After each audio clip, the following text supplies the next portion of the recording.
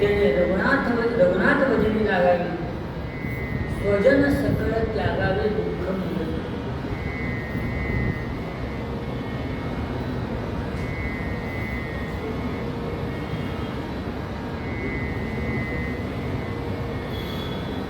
महाराष्ट्रामध्ये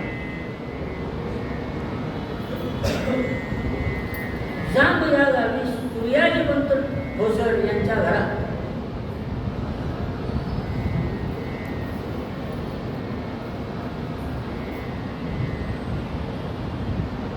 नारायण नावाच्या मुलाचा जन्म झाला.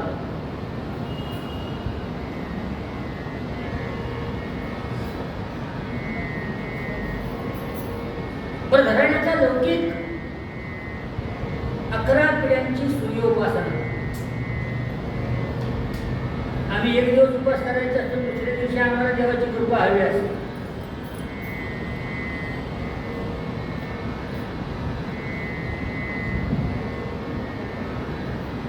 महाराजांच्या घराण्यात 4 पिढ्यांची पांडुरंगाची वारी होती तेव्हा महाराजांचा जन्म आहे. 4थ्या पिढी पिढ्यांची पुण्याही कामाला येते तेव्हा महात्मा जन्माला येतो. तो लक्षात घ्या. लहानपणीच आत्माभिमुख वृत्ती आहे. चाणाक्ष बुद्धी, सूर्यनारायणाची कृपा.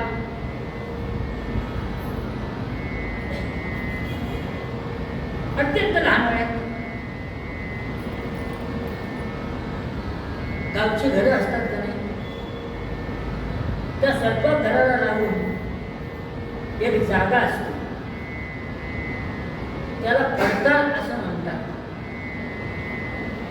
पडताळ लाकडं म्हणा, काळी झालेली भांडी म्हणा, न लागणाऱ्या कधीतरी लागणाऱ्या वस्तू म्हणा, अशा त्या ठेवलेल्या असतात. त्याच्यामुळे त्याच्यामध्ये झळमट आणि काळा धरू याच्याशिवाय दुसरं काहीही नसतं. त्याच्यात 1-2 खड असतात. हा नारायण त्या फडताळात बसलेला. आता फ्लॅट संस्कृतीमध्ये फडताळ कशाला म्हणतात हे कळणार नाही. आमच्या घरी फडताळ होतं, आता 96 सालाला आम्ही ते काढून टाकतो. इथे कोठार घर म्हणतात त्याला. तर त्या फडताळात बसलेला मुलगा कुठे गेला, मुलगा कुठे गेला, मुलगा कुठे गेला.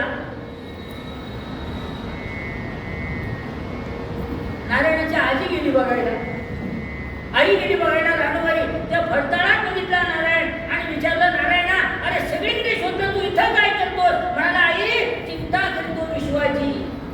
ज्या काळात आमच्या मुलाला नाकाला आलेला शेपूट पुसता येत नाही, त्या काळात त्या वयात नारायण विश्वाची चिंता करत होते. राणूबाईंच्या सासूबाईनं सल्ला दिला. मुलगा काही चित्र विचित्र बोलायला लागला, लग्न करून देऊया, टाळ्यावर येईल.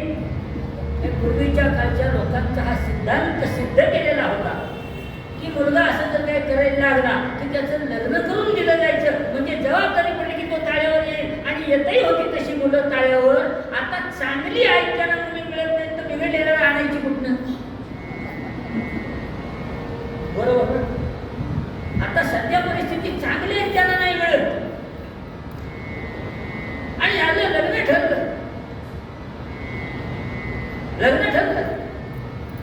विवाह तिथी निश्चय झाला आणि विवाह मंडप सजला, तयार झालं. पाटावरती घोड्यावर उभे राहिले, हातामध्ये पुष्पमाला आहे, समोर ती वधू उभी आहे, मध्ये अंतरपाठ आहे. आणि काय विचारतात तुम्ही? आम्ही पत्रिका देऊन बोलावलेले, आमंत्रण करून बोलावलेले लोक 15-20 मिनिटं बघा कसा कोरडा पडेपर्यंत सावधान सावधान सावधान म्हणत असतात. पण आम्ही त्यावेळेला खाली मान घालून ऐकत असतो, सावध होत नाही. ती त्यावेळेला खाली गेलेली मान मरेपर्यंत वर होत नाही.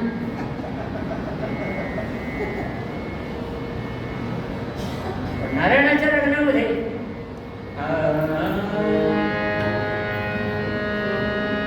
द्विज सावधान ऐसे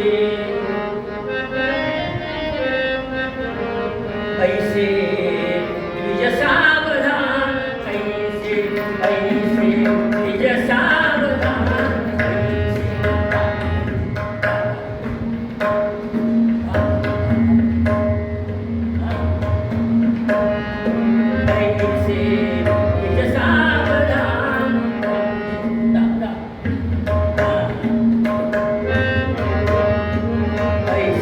द्विज सावधान ऐसे द्विज सावधान ऐसे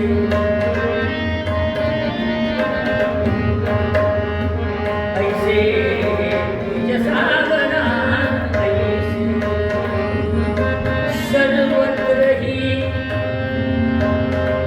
सर्वत्र ही विवाह मंगली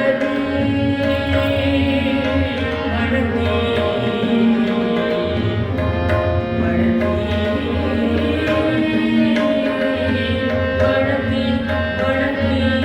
द्विज सावधान ऐसे द्विज सावधान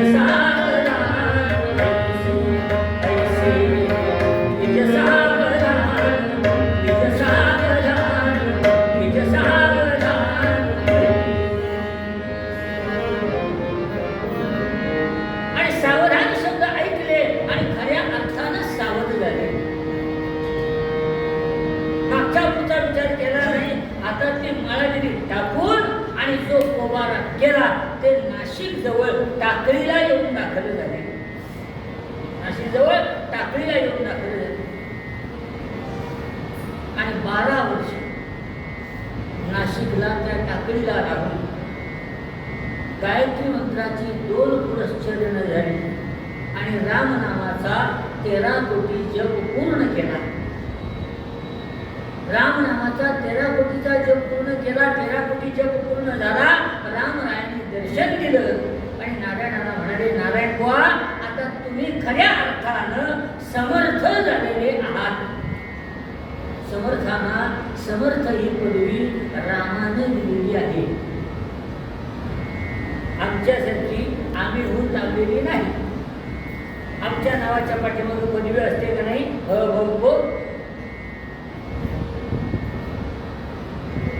पत्रिकेत पण लिहितात का नाही? जेवढं लांबलं त्याचा अर्थ काय आहे मला सांगा. हरी भक्ती पराय.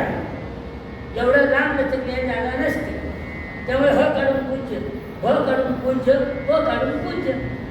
वास्तवात हरीच्या नावाने पूज्य, भक्तीच्या नावाने पूज्य, परायणतेच्या नावाने पूज्य, 3 पूज्य मिळून गोवा.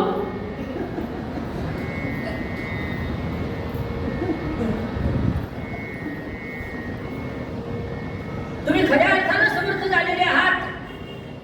तुमचं कृत्य वाटलं समर्थ आहात.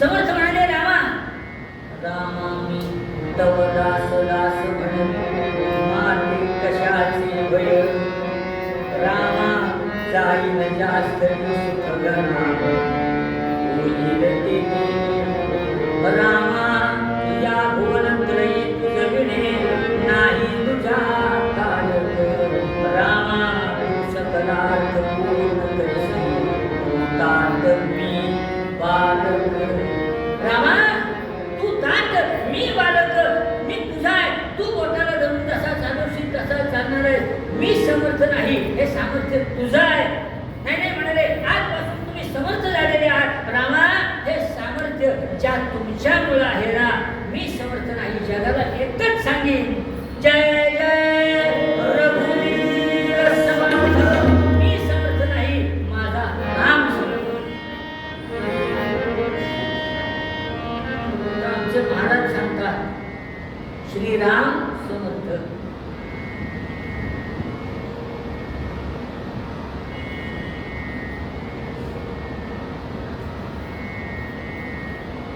टाकडीला राहायचे 12 वर्ष दुपारपर्यंत गायत्री मंत्राचा जप करायचा नंतर पुढे अव्याहत रामनामाचा जप करायचा मधल्या काळात नाशिकमध्ये यावं काही विद्वज्जनांबरोबर चर्चा करत काळ्या रामाचं दर्शन घ्यावं वेळ घालून त्याला पाहावा आणि पुढे रामाची कृपा झाल्यानंतर राम म्हणतायत तुमचं कार्य कृष्णातील आहे तुमचं कार्यक्षेत्र कृष्णातील आहे फार काही सांगावं अशांत नव्हतं पहिलं ठरलेलं होतं काय करायचं आहे समर्थ म्हणतात रामा आपली आज्ञा शिरसावर फक्त इच्छा एकच आहे म्हणाले काय ज्या आईच्या पोटी जन्माला येऊन पुण्य आई संपादन केली एकदा त्या मातेचं दर्शन घ्यावं ही पुण्याई सगळी तिच्या चरणी व्हावी आणि मग आपल्या पुढच्या कार्याला जावं एवढी इच्छा आहे राम म्हणाले जशी तुमची इच्छा पण कार्यापासून च्युत होऊ नका बाजूला होऊ नका म्हणाले रामा तुमच्या कृपेनं तेवढी स्मृती तुम्ही जागृत ठेवाल यात शंका नाही आणि रामाच्या जनाला वंदन केलं आणि समर्थ टाकीवरून निघाले निघताना कोण होतं बरोबर निघताना समर्थ संप्रदायाचा पहिला शिष्य उद्धव गोसावी बरोबर होते उद्धव गोसावी कोण नाशिकच्या जवळ दशपंचक गावातला एक ब्राह्मण त्याचा मृत्यू झाला आणि समर्थाने त्या ब्राह्मणाला मृत्यूशय्येवरून चितेवरून उद्धवला या उपकाराची परतफेड म्हणून त्या ब्राह्मणाने त्याच्या बायकोने वचन दिलं समर्थांना पहिला मुलगा आमचा तुम्हाला देऊ तो हा मुलगा उद्धव गोसावी त्या उद्धवाला बरोबर घेतला आणि समर्थ निघाले नाशिकवरून जांभेला येऊन पोहोचले दुपारच्या वेळेला समर्थाने आपल्या घरासमोर येऊन उभे राहिले समर्थाने नुसतीच उपासना केली नाही तर बलोपासनाही केली होती समर्थांचा व्यायाम रोज 1200 सूर्यनमस्कार आणि 10 अंकाचे 10 अंकाचे सूर्यनमस्कार 10 अंकाचे सूर्यनमस्कार म्हणजे सगळ्या शरीराचे सगळे स्नायू हलतात संघात कोण जात असला तर त्याला कळेल सूर्यनमस्कार कसे घालतात 10 अंकाचे कारण मी तिथे शिकलो म्हणून सांगतो 1200 सूर्यनमस्कार रोजचे मी 9वीला असताना स्पर्धेत सूर्यनमस्कार घातले होते 3.5 तास एकटाच सूर्यनमस्कार झाला तर तो पहिला नंबर आला पण तुम्हाला सांगतो मला शाळेत न येता हजेरी लावून रजा मिळाली पुढचे 3 दिवस मास्तरकडनं कारण मला चालताच येत नव्हतं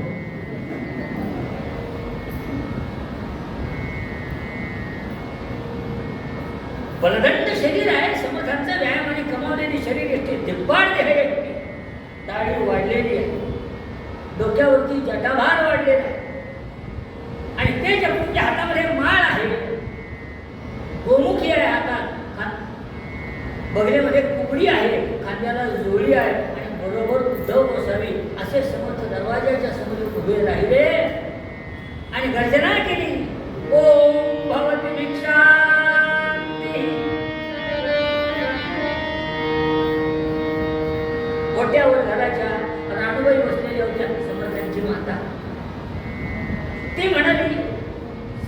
त्यांच्या वहिनीला ज्येष्ठ गंगाधर पंत त्यांची जी बायको होती तिला सुनबाई कुणी गोसावी आलेला दिसतो, त्याला काही भिक्षा दे, त्याला काही धान्य दे, काही असलं तर द्रव्य दे.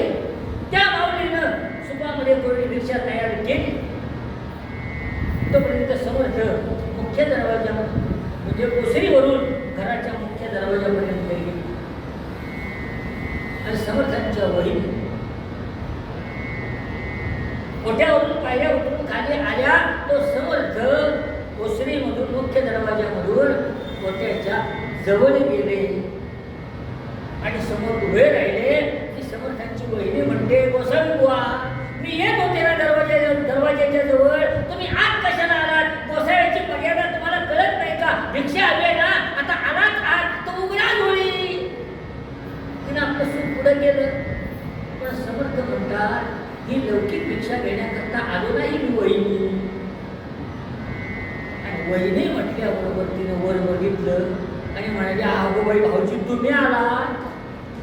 सुख ठेवलं बाजूला आणि जवळ गेली. सासूबाईच्या म्हणाली, सासूबाई ओ ज्या नारायणाची गेली 12 वर्ष चातकासारखी वाट बघता, ज्या नारायणाची चातकासारखी वाट बघता तोच भिक्षेकऱ्याच्या रूपाने आलेला आहे. समस्त पायऱ्या चढून वरती गेले. हातात ती माळ त्या माऊलीनं बाजूला ठेवली. समर्थाने आपल्या माऊलीच्या पायावर मस्तक ठेवलं आणि आपल्या अश्रूंनी त्या पायावरती अभिषेक केला. ती सगळं चाचपडायला लागली. म्हणाली, नारायणा नारायणा नारायणा, अरे एवढा मोठा झालास पण तू नारायणच कसा? डोळ्यावरचा डोक्यावरचा तो केशभार सगळा तपासला आणि उजव्या बाजूला समर्थांच्या तिचा हात स्थिर झाला आणि ती गाठ जी होती, म्हणाली, नारायणा आवाळू लागतंय हाताला, म्हणजे तू नारायणच आहेस. लहानपणी डोकं आपटलं होतं, त्यावेळेला गाठ आली होती, डेंगुळं आलं होतं, ते तसंच होतं शेवटपर्यंत. म्हणाले आवाळू आहे म्हणजे नारायणच आहे. समर्थ बसले पुढ्यावर आईच्या पुढ्या. ती बिचारी सगळ्या शरीरावरून हात फिरवते. समर्थांच्या, नारायणा एवढा मोठा झालास तू, एवढा मोठा झालास, पण मला मेलीला तुला बघण्याचं भाग्य नाही रे. या डोळ्यांनी दिसतच नाही काही. समर्थ उभे राहिले. देवघरात देवाच्या स्नानाचं तीर्थ होतं.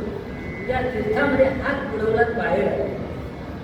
पुन्हा मातेच्या जवळ बसले आणि तिच्या डोळ्यावरून हात फिरवला. म्हणाले, आई आता बघ काय दिसतंय, आता बघ काय दिसतंय. तिला दिसलं काय? डोळे उघडल्यानंतर दक्षिणे लक्ष्मी वामे जनकार्य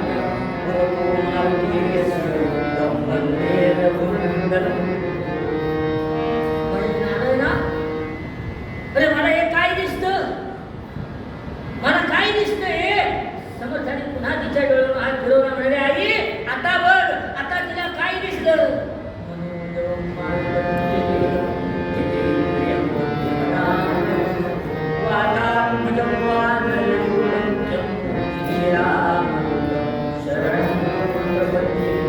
तिला मारुतीरायांचं दर्शन झालं. पहिलं रामरूप दिसल्यानंतर मारुतीराय दिसले.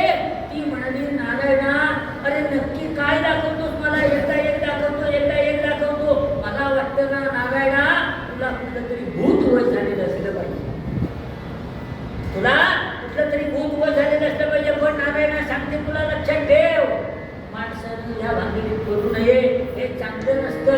भूताच्याचं मला आपला नारायण दिसला तरी चालणार आहे. तिची दृष्टी आली, नारायण दिसते. समर्थ म्हणतात, आई मला भूतच वश झालंय. काय सांगतोस नारायणा? चांगलं नव्हे, पण म्हणाले मला जे भूत वश झालंय ना, ते भूत सगळ्या भूतांच्या पेक्षा वेगळं आहे.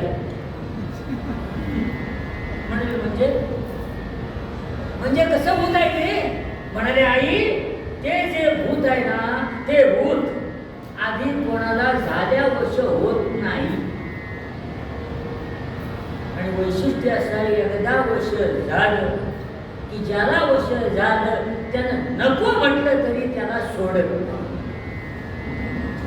नको म्हटलं तरी त्याला सोडत नाही. म्हणाले, असं कुठलं भूत तुला वश झालं? म्हणाले, सांगू? होते वैकुंठीचे कोण. कुठं भूत तुम्हाला? कुठं भूत?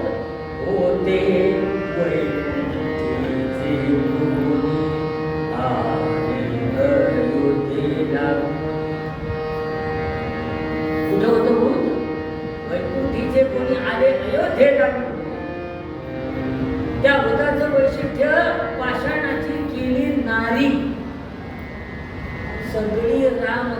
ऐकवली. म्हणाली, नारायणा, तुझे सद्गुरू साक्षात रामचंद्र घराण्याचा लौकिक वाढवलाच नारायणा तू. नारायणा, आता राहतोस ना, आता लग्न कार्य कर. सगळे इथं म्हणाले, आई मला रामांची आज्ञा आहे, मला पुढच्या प्रवासाला जायला पाहिजे, मला राहता येणार नाही, मी काय करावं काय जगावं. अरे म्हणे तुला भेटायला येईल. म्हणाले, नारायणा, मग राहणारच नव्हतास तर आला असंच कशाला. आईची माया ही अशी असते. म्हणाले, आई रामांचं कार्य, माझ्या सद्गुरूंचं कार्य ते सोडून मला जाता येणार नाही. आईचा निरोप घेतला, उद्धवाला बरोबर घेतला आणि समर्थ तिथून बाहेर पडले. तिथून समर्थ बाहेर पडले. म्हणाले, उद्धव, रामाच्या कार्याकरता जायचं हिंमत बघा कशी आहे. 12व्या वर्षी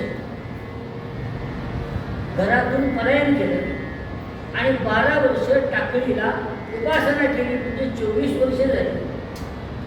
रामांची आज्ञा झाल्यानंतर असे तू हिमाचल समर्थाने तीर्थयात्रा केल्या. किती वर्ष? 12 वर्ष. या भारत भ्रमणाचा हा सुरुवातीचा कालावधी आहे आणि 36व्या वर्षी साफळ्याला स्थिर झाले. 36व्या वर्षी प्रत्यक्ष कार्याला सुरुवात. पण सुरुवातीला म्हणाले, उद्धवा, भगवान प्रभू रामरायाचं कार्य म्हणून काय करायला पाहिजे. जवळच 3.5 शक्तिपीठापैकी एक असणारी माहूर निवासी भगवती रेणुका माता, तिचं दर्शन घेऊया. तिचे आशीर्वाद आपण घेऊया आणि मग पुढच्या कार्याला निघूया. चालेल. आणि समर्थांची स्वारी माहूरगडाला येऊन दाखल झाली. माहूरगडावरी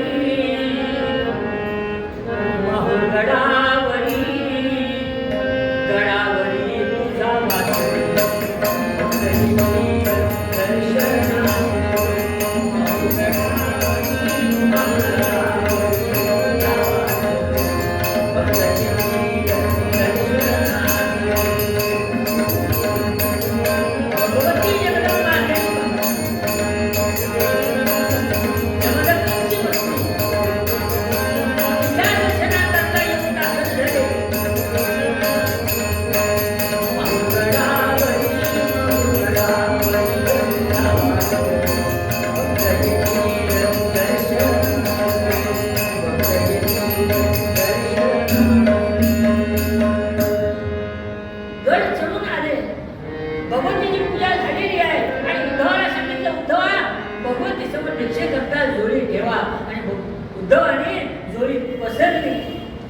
समर्थ बसले यावरती आणि त्या भगवतीची प्रार्थना करतात.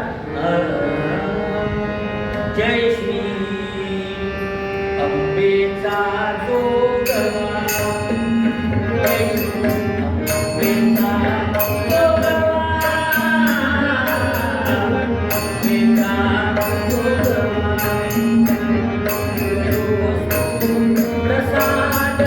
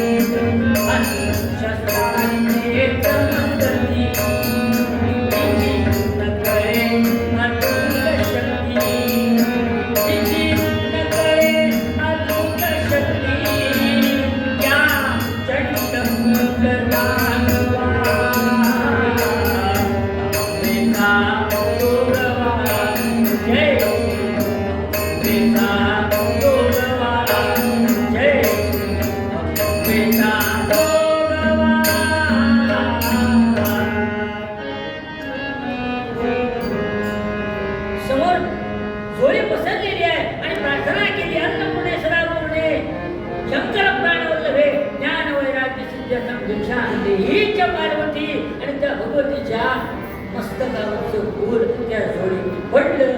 उद्धव गोस्वामी म्हणतायत समर्थ मातेनं आशीर्वाद दिला,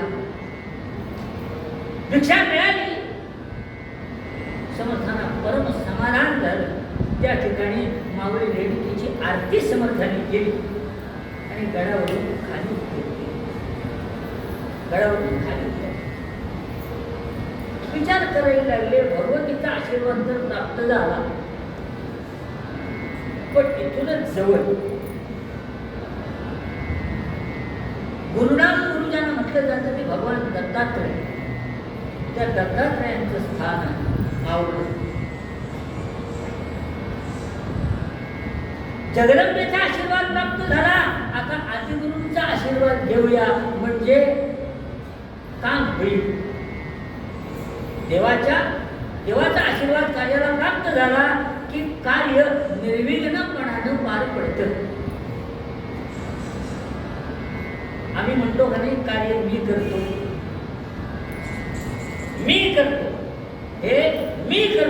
हे मी केलं. आमचे महाराज म्हणाले, रामाला सांगावं, रामा कार्य तुझं आहे, तुझ्या आज्ञेनं ते मी करणार आहे.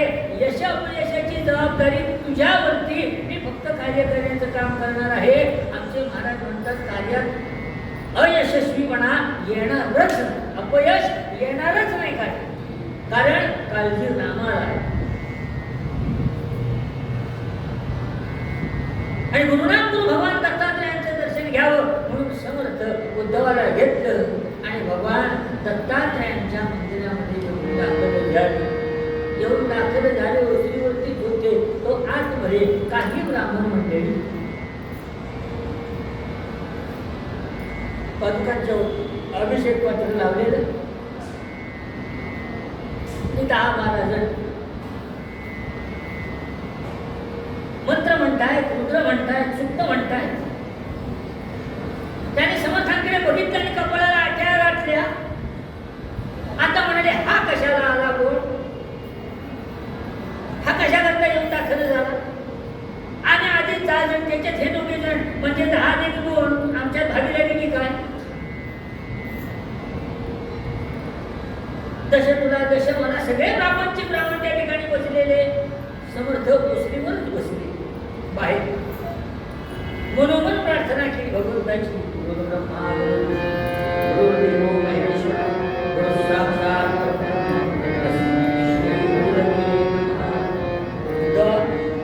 विचार झाला त्या ब्राह्मणाला काय करतात. तो ब्राह्मण उद्धव गोस्वामी पुढे गेले आणि म्हणाले, महाराज आपण हे अभिषेक पत्र धरलेलं आहे पादुकांच्या वरती, संततधार चालू आहे, मंत्र म्हणतात, काय चाललंय. म्हणाले, तुला काय करायचं आहे. नाही, ते आमचे गुरुजी समर्थ त्यांनी विचारलेलं आहे, तुझ्या गुरुला काय करायचंय. आम्ही काही करत असतो. नाही अहो, आमच्या गुरुचा अधिकार तुम्हाला माहिती नाही, उद्धव सांगताय, जरा सांगा ना काय करताय. आम्हाला भगवान दत्तात्रयांचं दर्शन पाहिजे म्हणून आम्ही अखंड ही संततधार चालवलेली आहे, म्हणून आम्ही साधना चालवलेली आहे. भगवान दत्तात्रयांचं आम्हाला दर्शन व्हायला पाहिजे. ते आमचे गुरुजी आहेत, त्यांनी विचारलंय. ते ब्राह्मण म्हणाले, असतील तुमचे गुरुजी, आम्हाला काय करायचंय त्याच्यात, आमच्या व्यत्यय आणू नका, जाऊन सांग तुझ्या गुरुला. तो गोस्वामी म्हणजे, महाराज भगवान दत्तात्रयांचं दर्शन हवं म्हणून ते ब्राह्मण सगळे उपासनेला बसलेले आहेत. ती संततधार लावून समर्थांनी डोळे मिटले, समर्थांनी डोळे मिटले.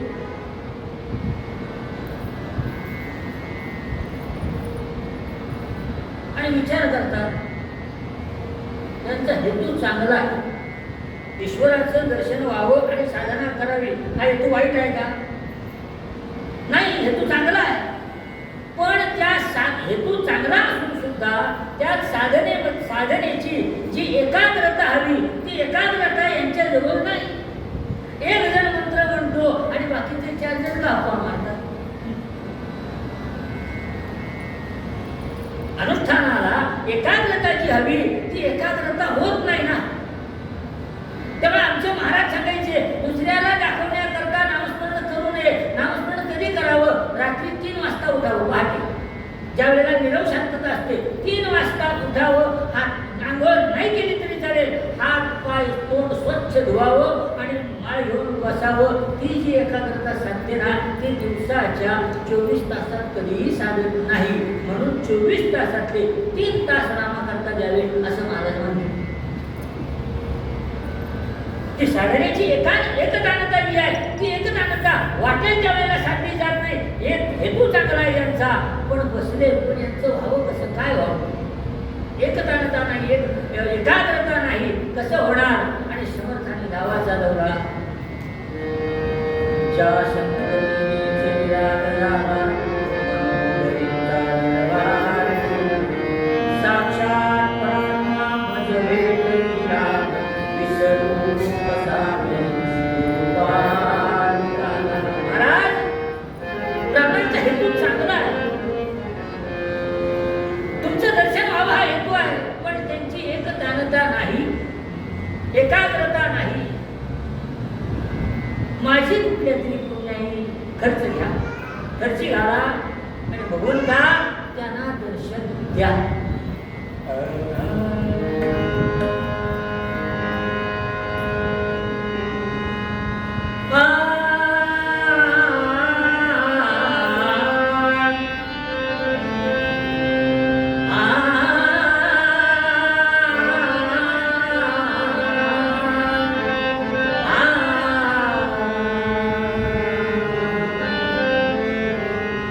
ते दर्शन आता दत्ता, ते दर्शन आता दत्ता, ते दर्शन आता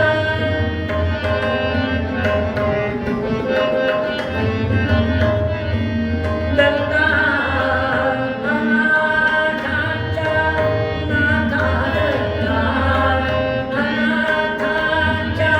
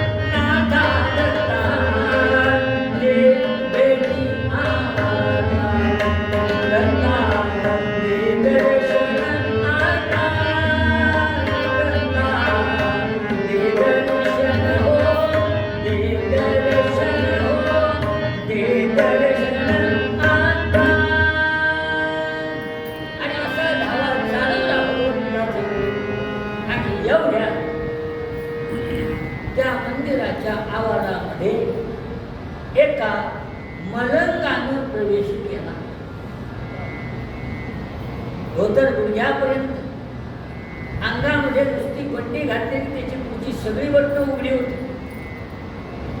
त्या बटणांमधून काळकविन्न पोट त्याचं बाहेर आलेलं, डोक्याला मुंडासं बांधलेलं. मुंडासं म्हणजे एक कपड्याची पट्टी आणि उजव्या बाजूला त्याची गाठ मारलेली, बाकी डोकं सगळं मोकळं. हातामध्ये भला मोठा सुरा होता त्याच्या हातात, दंडामध्ये ताईत बांधलेला, कानामध्ये दूध पाहिलेले त्या डुलात रुद्राक्ष होते. मलंग होता पण रुद्राक्ष होते.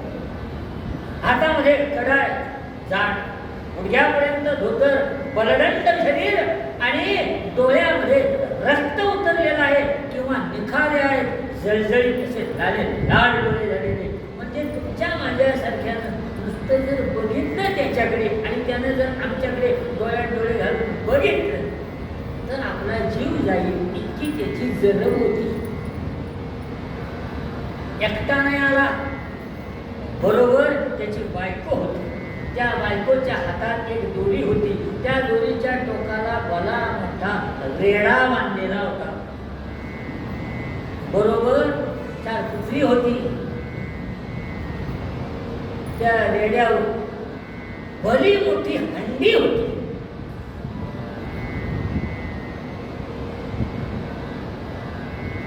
त्याच्यावरती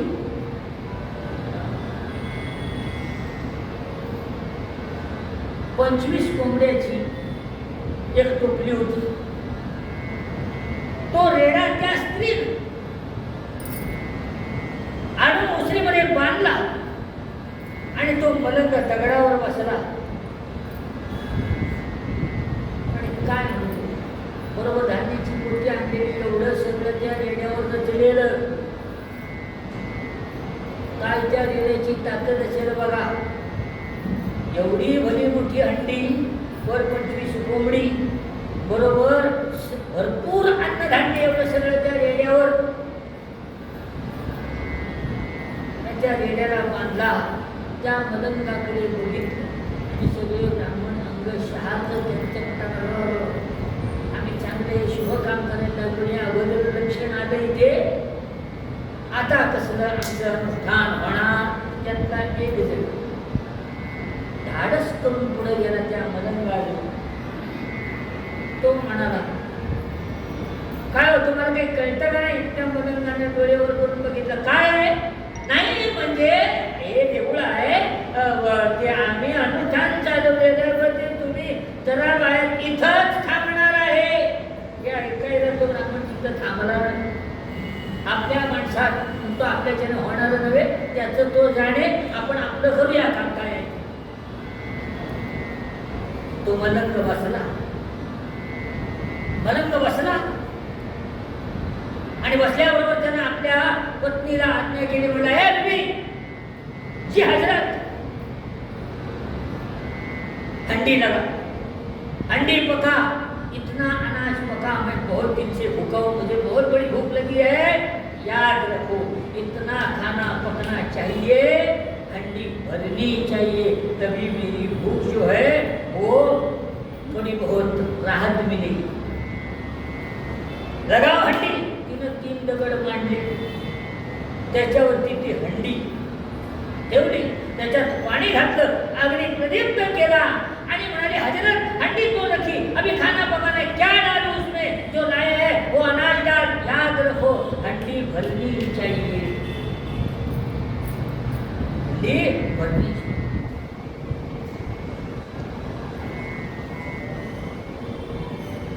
सगळं अन्नधान्य घाल. भरी क्या हंडी? हजरत अभी नहीं भरी, क्या डालूं? मुर्गे लाए आहे ना, मुर्गे काट डाल. तिनं त्या मलंगाजवळची ती सुरी घेतली आणि सराईत असल्याप्रमाणे त्या कोंबड्याची कत्तल केली, त्या हंडीत टाकली. याद रखो हंडी भरनी चाहिए. भरी क्या हंडी? हजरत अभी नहीं भरी, अब क्या डालूं, अब क्या डालूं, अब ये जो कुत्ते लाए हैं ना, साथ में कुत्ते काट डाल. तिनं त्या कुत्र्यांना धरलं, त्यांना त्याच्यात सापडून टाकलं. भरी क्या हंडी? अभी तक नहीं भरी, हजरत अब क्या डालूं, ये लड़के बच्चे लाए हैं ना, ये काट डाल. त्या मुलांना पकडून त्या टाकून टाकलं. भरी क्या हंडी? भरी, अभी तक नहीं भरी, हजरत अब क्या डालूं, अब ये जो भैंसा है ना, रेड़ा, ये भैंसा काट डाल. ती कापा कापी बघितली आणि ते ब्राह्मण थरथर थरथर थरथर कापायला लागले. तिनं त्या रेड्याच्या छातीजवळ गुडघा आपला रेटला आणि अशी काही त्या रेड्याला कापायला सुरुवात केली. ब्राह्मण म्हणतात बाह्य सुख रेडा कापते. जुनी परंपरा आहे आपल्या महाराष्ट्रातले. किती रेडे आमच्या महाराष्ट्रातले बाईने तिथे बसून कापले. जय जय रघुवीर समर्थ. रेडा काप पैसा काढतात काय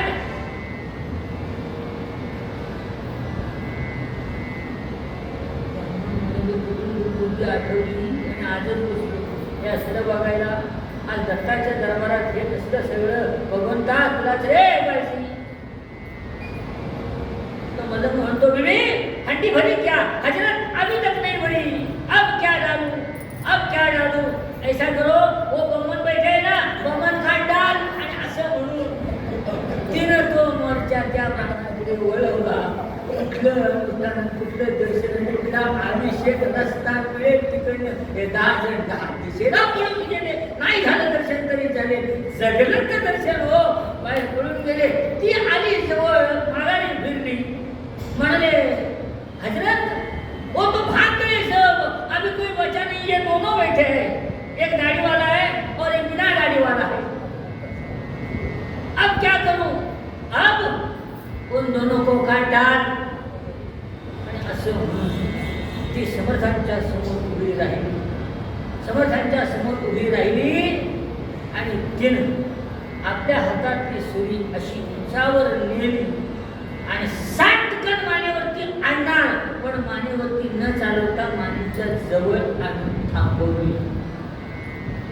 सुरी थांबवली म्हटल्याबरोबर समर्थाने डोळे उघडले. म्हणाले आई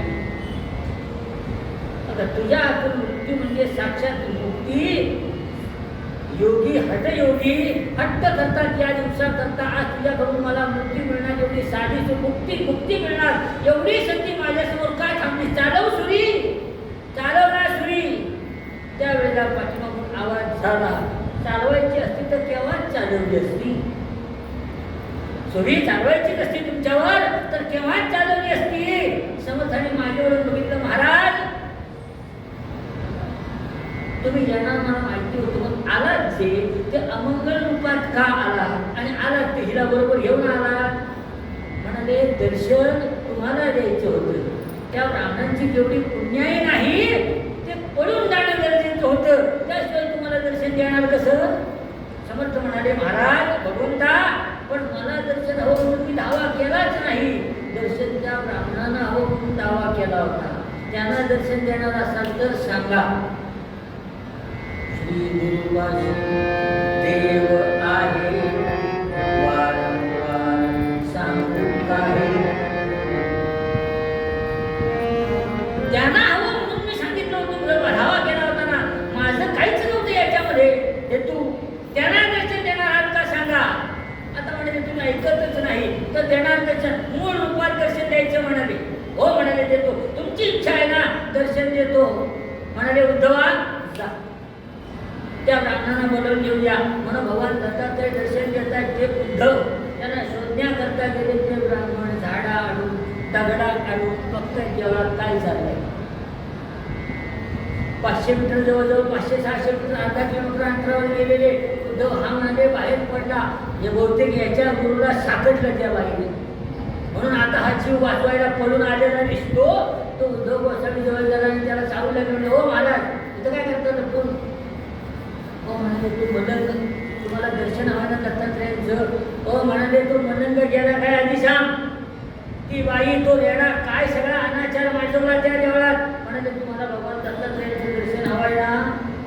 म्हणाले अहो होतं म्हणूनच अनुष्ठान मांडलं होतं. मग म्हणाले चला भगवान दत्तात्रय दर्शन द्यायला तुम्हाला बोलावलेलं आहे. म्हणाले काय सांगतो. तुम्हाला म्हटलं होतं ना माझ्या गुरूंचा अधिकार तुम्हाला माहिती नाही. माझ्या समर्थांचा अधिकार माझ्या तो मलंग म्हणजे दुसरा तिसरा कोणी नव्हता. चला कळेल तुम्हाला काय आहे ते. मग सगळे आडून आडून झाडाच्या आडून दगडाच्या आडून असं सगळं बघत खात्री पटत नव्हती. म्हणून पुन्हा त्या मंदिरामध्ये जमले. तिथं तो मलंग नव्हता. तिथं ती स्त्री नव्हती. तिथं ती दोरी नव्हती. काहीही नव्हतं. ते ब्राह्मण म्हणतात हे गोसावी बुवा अरे आता काय आहे काय भगवंताचं म्हणजे गाभाऱ्यामध्ये बघा काय येते आणि मग त्या ठिकाणी ज्या संगतीने साक्षात नामच वेदविला विसरू कसा त्या ठिकाणी दावा केला भगवंताचा आणि त्या ठिकाणी सगळ्या ब्राह्मणांना समर्थांच्या कृपेने आणि समर्थांना उद्धवाला भगवंतांनी दर्शन दिलं. ते दर्शन कसं होतं? तीन शिरे सहात, तीन शिरे सहात, तया माझा दंडवत, तया माझा दंडवत, तीन शिरे सहात, तया माझा दंडवत,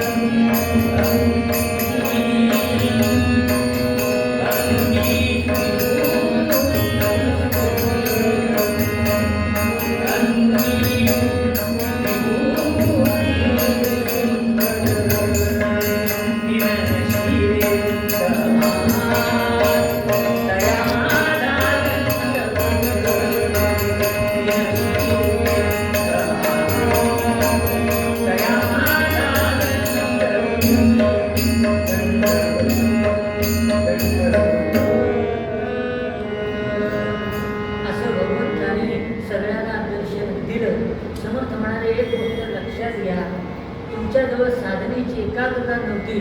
तुम्हाला वाटलं हा मलंग आहे, हा मलंग नव्हता. ते भगवान साक्षात दत्तात्रय होते. हो म्हणाले ती बाई दोरी, ती बाई म्हणजे आधी माया होती. ती दोरी म्हणजे ब्रह्मांडाला नियंत्रण करणारं जे सूत्र आहे मायेजवळ, ते सूत्र होतं. तो रेडा म्हणजे तुमचा आमचा अहंकार होता. ती कुत्री म्हणजे 4 वेद होते. हंडी जी आणली होती ती हंडी म्हणजे ब्रह्मांड होतं. आणि 25 कोंबडी जी होती ना, ती 25 कोंबडी म्हणजे जीवाची 25 तत्व होती. पंचज्ञानेंद्रिय, पंचकर्मेंद्रिय, त्यांच्या पंचतन्मात्रा, पंचपुराण आणि जो सर्वावरती आरूढ होणारा जो परमात्मा, असं जीवतत्व 25 तत्व जीवाची आहेत. ती 25 तत्व म्हणजे 25 कोंबडी होती. तुम्हाला ती दृष्टी नाही. आता अहंकार सोडून द्या. भगवान दत्तात्रयाने दर्शन दिलेलं आहे. मायेत न अडकता अखंडपणानं त्या भगवंताची कृपा संपादन करा, त्याची सेवा करा आणि त्याच्या नामस्मरणामध्ये आयुष्य घालवा. आयुष्यात कशाचीही कमतरता पारमार्थिक आणि प्रापंचिक दोन्ही दृष्टीनं पडणार नाही, असा त्या ब्राह्मणाला उपदेश केला. आणि समर्थ म्हणाले, उद्धवा भगवान दत्तात्रयांचं दर्शन झालं, आधी मायेचं दर्शन झालं, जगज्जननी जगदंबेचं, भगवान गुरुनाम गुरु विश्वाचे गुरु भगवान दत्तात्रय त्यांचं दर्शन झालं. आता रामाच्या कार्यात खोट येणार नाही. रामाचं कार्य निर्विघ्नपणानं पार पडेल. आपल्याला पुढच्या प्रवासाला जायला पाहिजे असं म्हणून समर्थ आणि उद्धव गोसावी पुढच्या प्रवासाला म्हणजे जगदुद्धारा करता निघून गेले. त्या ब्राह्मणांच्या कृपेनं, उद्धवाच्या कृपेनं त्याला समर्थ सद्गुरू मिळाले. तुम्हाला आम्हाला आपल्या पूर्व पुण्याने जे सद्गुरू मिळालेले आहेत त्या सद्गुरूंच्या चरणाजवळ आश्रय करावा, विश्वास ठेवावा. कारण त्यांच्याजवळ विश्वास ठेवल्यानंच आम्हाला भगवंताचा अनुभव येतो. तुकाराम महाराज मूळ भक्तात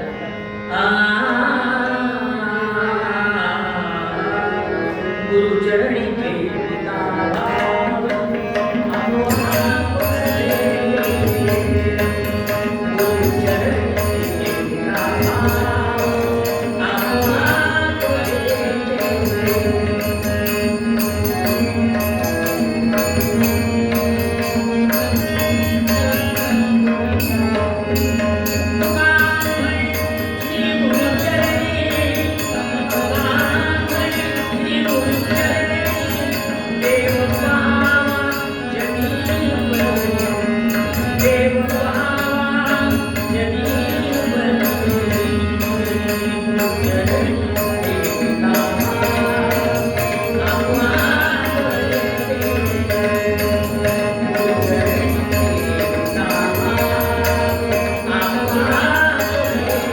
रे